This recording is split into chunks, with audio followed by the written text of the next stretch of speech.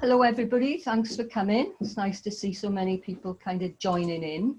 So I am a writer and a poetry therapy practitioner and a mentor and trainer based in Snowdonia in North Wales. As you can probably hear, I'm not originally from North Wales, I'm originally from the South Wales Valleys, but I've spent years, or I had spent years living in England, teaching there. And when I came back to Wales, it was part of a healing journey for me. My writing had gone on into the background with my teaching commitments. So it was a way that I was reconnecting both with the land, with my writing, and with healing. And a while after I came back, I was lucky enough to get a piece of my writing published in an anthology published by Honno Press, and it was called Finding More Than Was Lost. And I've made a little film of it where I'm talking or reading out from that piece of writing, which I think will give you a bit of an idea of what it was to come back to the land and to my kind of healed self. So I'm going to ask Abby here, our wonderful technician, if she will play that for you. It lasts about 5 or 6 minutes, I think. Yes, that's steep. Finding more than was lost. I was born on the side of a mountain in the Rhondda in a terraced house that sat in its uniform row ribboning the hillside.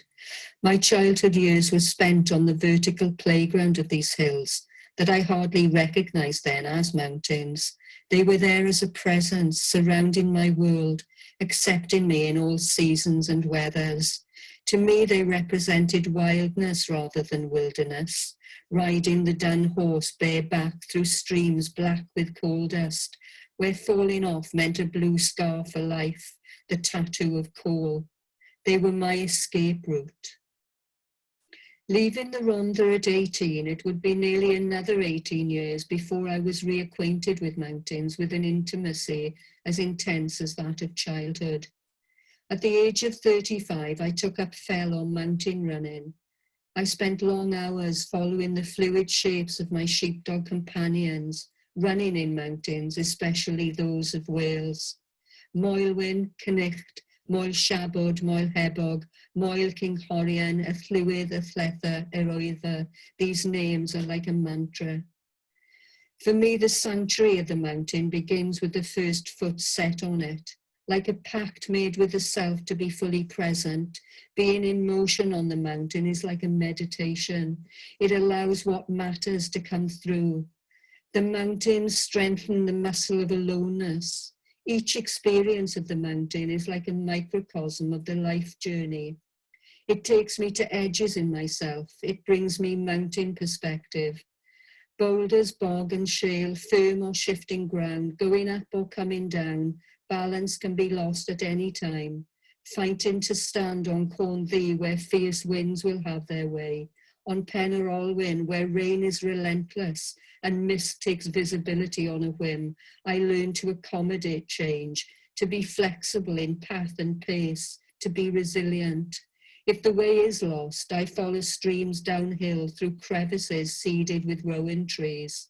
As part of the interplay of shadow and light, I try to experience the brooding lake and the one filled with reflections of sun and sky with equanimity.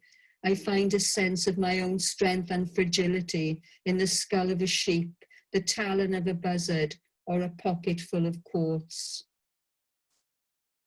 The symbolism of mountains is closely related to spiritual quests, to transcendence and transition.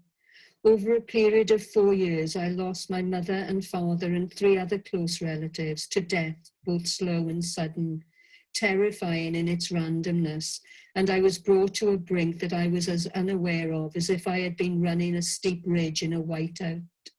One of my father's last gifts to me was a new compass, as if he had sensed I would soon need to take new bearings. Death is awesome. It asks no questions of itself, only of life. How is it lived? How is it to be lived now?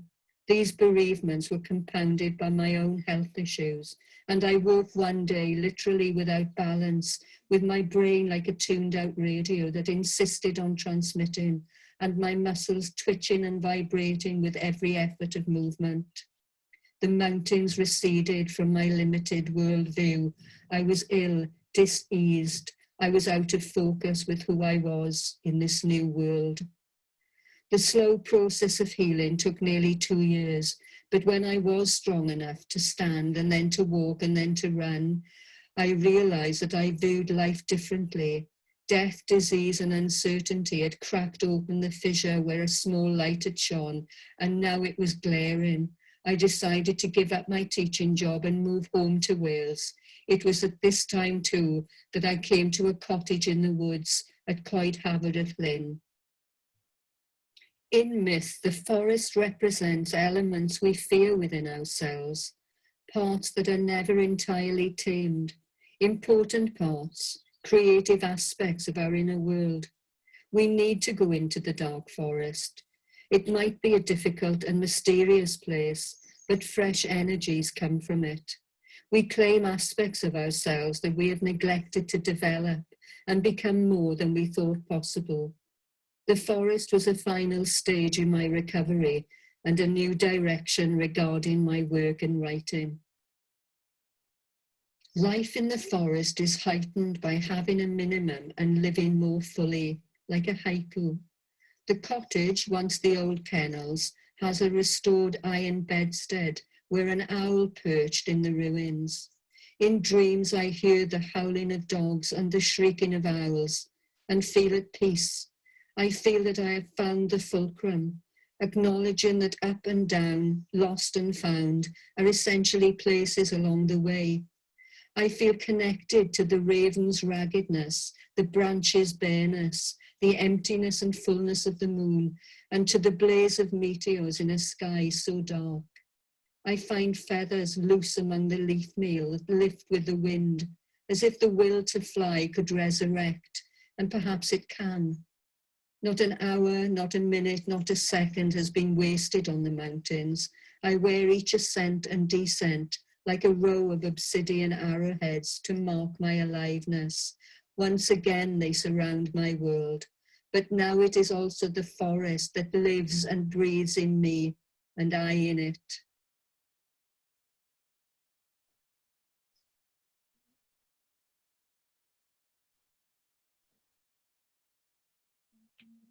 Yeah, that's great. So thanks for listening. I'm sorry if you couldn't hear it very clearly, but we couldn't do anything about that. No sound at all now, is it?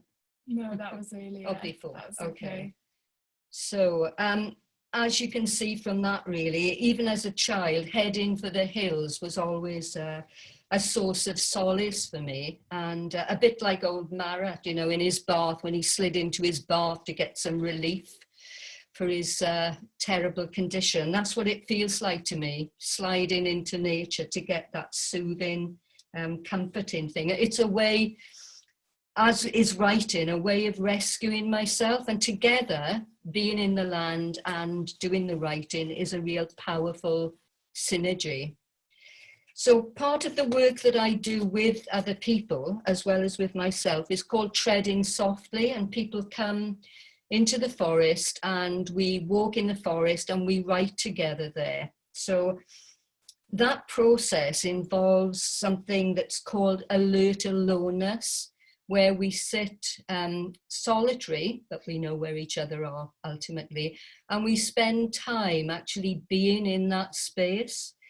So, and I do this for myself on a regular basis. This is a poem that actually came from a process that I did, not in the forest, but on Criccieth Beach. And I sat there and just kept sitting there for, well, it ended up for a couple of hours. But this poem came from observing not just what was around me, but what my feelings were inside. And it's called At Sea Level. Stirrings of feathers surrendered as leaves, floated as offerings from mute swans at ease with ebb and flow. They dip to feed synchronized, the pen drifts seaward, A distance apart they do not want or need, and the cob follows. Solitary we humans stand conspicuous as cold stones in an albatross gut.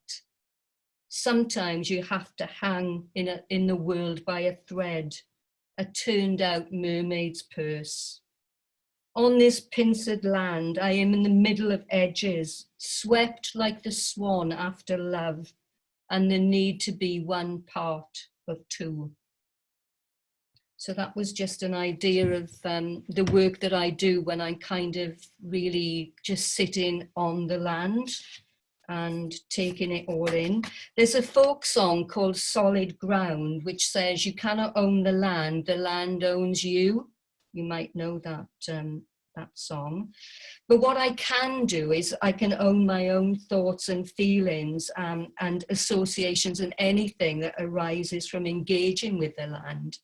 So as I said in that short film, letting it live in me and me in it. So as a writer, belonging is not exclusively about where I come from or where I am now, but it's more about a feeling of connection with any land at any specific time, and how that connection interconnects with both my external and internal experience. So nature and the landscape for me is this amazing mirror, really, if I surrender my time and attention to it. So I'm going to finish off now with another poem that I wrote, sort of observing a creature in nature.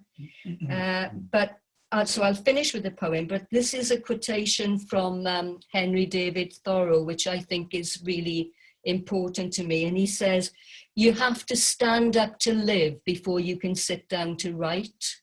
And I always kind of try and remember that. So this last offering it's called Hare's Madness. It's a bit of a funny story to the background. I was part of a writing group with Christine Evans, who's quite a well-known Welsh poet. And she was, somebody asked her if she would set us some homework over the Easter holidays. And she sort of flippantly said, "Oh, write about Easter bunnies." And I thought, okay, so this is what I came up with. As you will find out, it's not very Easter bunny-ish. It's called Hare's Madness. I brook no foolish burrowing in the dark, born with both eyes wide open. My split lip dribbled milk from a dam's soft belly. I weave through waves of corn, tread the cropped stalks like smouldering coals. Only the fleet of heart may catch my drift. My thigh is iron. I wrench forked mandrake shrieking from the earth. I sense the tensing talon before the brain of hawk believes its eye. Still as a druid stone I sit. As the moon outstares her own distraction, I walk on water of my own conviction. So, thank you very much.